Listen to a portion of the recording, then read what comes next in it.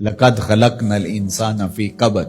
اس کو ہم نے مشقتوں میں رہتا زندگی بسر کرنے کے لیے پیدا کیا ہے۔ ساری زندگی اسی طرح گزرتی ہے، تمام عمر طوفان سے کھیلتے گزری، تمام عمر طوفان سے کھیلتے گزری، نیا کے ڈوبنے کا ڈر بھی رہا،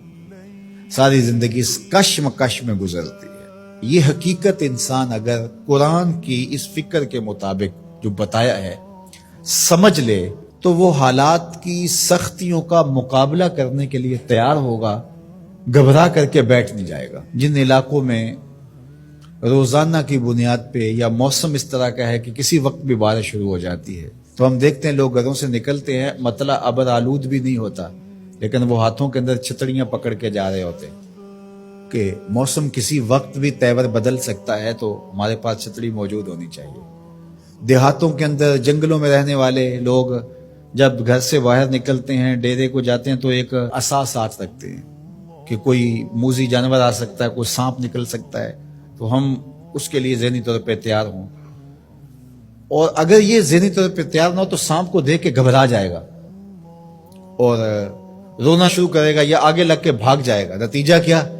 کہ اذیت میں مبتلا۔ لیکن اگر اس کو پتہ ہے کہ یہ کھیت ہے، یہ جنگل ہے، یہاں یہ ہوتا رہے گا، تو جب بھی سانپ کوئی موذی جانور آئے گا یا اسے مار ڈالے گا یا اسے بھگا دے گا اور پھر اپنے کام پہ چلا جائے گا، اس کے ذہن میں بھی نہیں ہوگا کہ راستے میں مجھے آج یہ مصیبت آئی۔ اسی طرح جس نے ہاتھ میں چھتری پکڑی ہے اور راستے کے اندر تھوڑا سا موسم کا تیور بدلا، چھتری کھولی، سر پہ لے لی، 2-4 قطرے برسے تو موسم پھر صاف ہو گیا، پھر اس کو سمیٹا اور ساتھ لے لیا، بات ختم۔ اس کو یاد بھی نہیں ہوگا کہ بارش ہوئی تھی یا نہیں ہوئی تھی، زندگی کے معمولات میں شامل ہے، چونکہ وہ اس کی تیاری کرتا ہے، اس کے ذہن میں ہے موسم ایسا ہے کہ بارش بھی آ سکتی ہے، کڑکتی دھوپ بھی ہو سکتی ہے، لیکن جو اس کے لیے ذہنی طور پہ آمادہ ہی نہیں ہے، اچانک نکلتا ہے تو بارش آ جاتی ہے تو پھر وہ گھبرا جاتا ہے، کبھی دیوار کے ساتھ لگتا ہے، کبھی کسی شیڈ کے نیچے ہوتا ہے، کبھی کچھ کرتا ہے، کبھی کچھ کرتا ہے، اور کپڑے بھگو کے واپس آتا ہے گھر، اور آتے ہی کہتا ہے مجھے گرم دودھ دو، مجھے تو سردی لگ رہی ہے، اس لیے کہ وہ ذہنی طور پہ تیار نہیں تھا، گھبرایا ہوا ہے، رنگ اڑا ہوا ہے، چہرہ زرد ہے، کیا ہوا؟ وہ میں نے سانپ دیکھا ہے وہاں،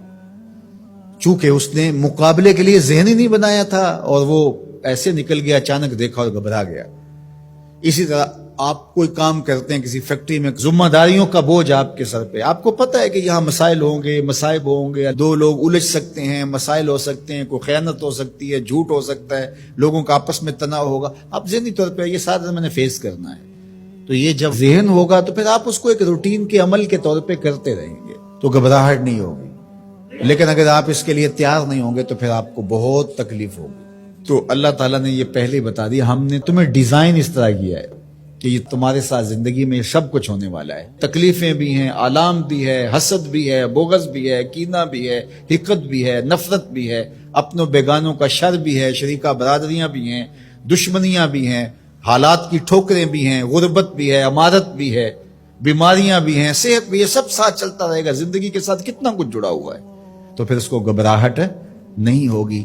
تو یہ زندگی کے ساتھ جڑی ہوئی چیزیں ہیں۔ لقد خلقنا الانسان فی کبد، تمہیں پیدا ہی کیا گیا ہے مشقتوں میں رہتا ہوا،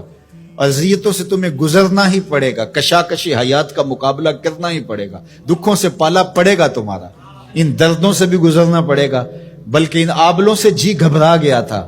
ان آبلوں سے جی گھبرا گیا تھا، دل خوش ہوا راستہ پرخار دیکھ کے۔ تو وہ تو پھر خوش ہوتا ہے بندہ مشکلوں کے اندر بھی، بندہ مومن کو تکلیفوں پر جو اجر دیا جاتا ہے اگر اسے پتہ چل جائے تو وہ آرزو کرے کہ تکلیفوں میں ہی رہو۔ میرے اور آپ کے آقا و مولا فرمایا جو شخص قرآن پڑھتا ہے اس کو اجر دیا جاتا ہے، اور جو قرآن پڑھتا ہے یتتعتع فیہ تو وہ اڑتا ہے، پھنستا ہے اور وہ اٹکتا ہے، لکنت آتی ہے، فرمایا اللہ اس کو 2 اجر دے گا۔